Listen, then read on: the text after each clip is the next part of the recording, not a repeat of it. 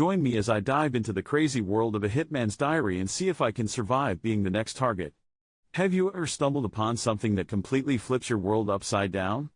That's what happened to me when I came across a hitman's diary. The mere thought of being the next target sends chills down my spine. But what if I told you that I think I might be that target? When you're being targeted, it's impossible to shake off the feeling of fear and uncertainty. Every step you take, every move you make, feels like it's being watched and monitored. You're constantly looking over your shoulder, wondering when and where the next move will come from. It's a heavy burden to carry, knowing that your life is in danger.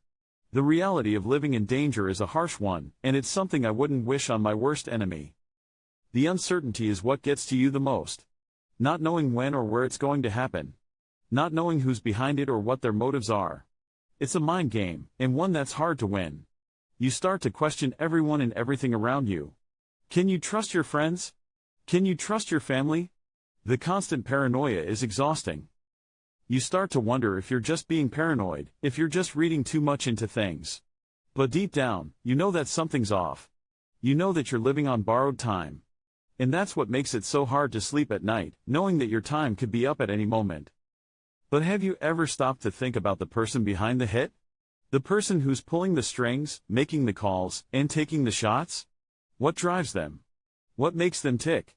Is it just about the money, or is there something more to it? I think about the life of a hitman, and I wonder how they got to where they are.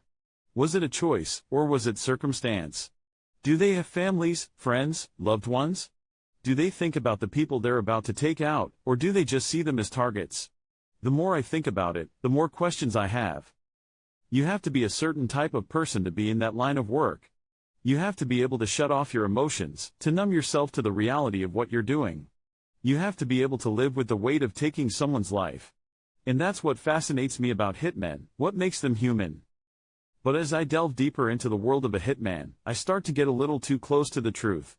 And that's when I realize that I'm the next target. The evidence is there, staring me right in the face. The threats, the warnings, the subtle hints, it's all too real. I remember the first time I got a message. It was vague, but the tone was unmistakable. It was a threat, a warning that I was being watched. At first, I brushed it off as a prank, but the more I thought about it, the more I realized that something was off. Then came the second message, and the third. Each one more explicit than the last. The more I dug, the more I found. Little clues, tiny hints that pointed to one thing: I was being targeted. And that's when the fear set in. That's when the uncertainty became overwhelming. That's when I knew I had to do something. As I sit here today, I'm forced to confront the reality of my situation. I'm forced to face the fact that I might not make it out alive. It's a harsh truth, one that I wouldn't wish on anyone. But it's a reality that I have to live with, and one that I have to come to terms with.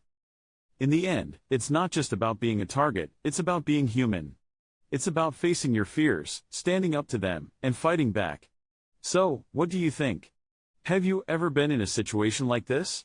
Leave your thoughts in the comments below. And if you want to hear more about the dark side of crime and personal stories, be sure to check out my other video on.